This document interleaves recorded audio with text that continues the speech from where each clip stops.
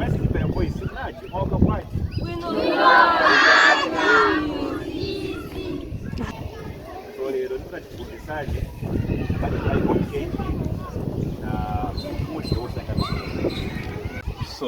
today we are at Bimbe Primary School, where we are planting 81 trees.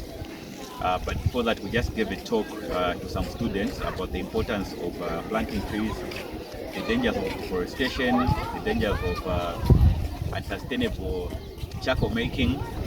But most importantly, we also taught them about the benefits of this tree we planted today, which is Musinica.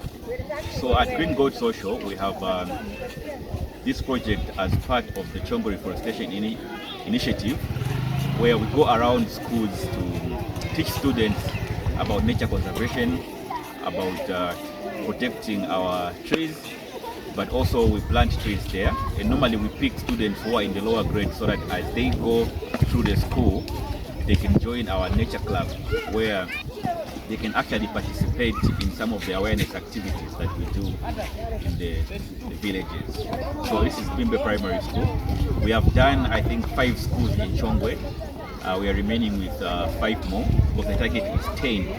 And at these schools, we normally plant between 25 to 50 trees.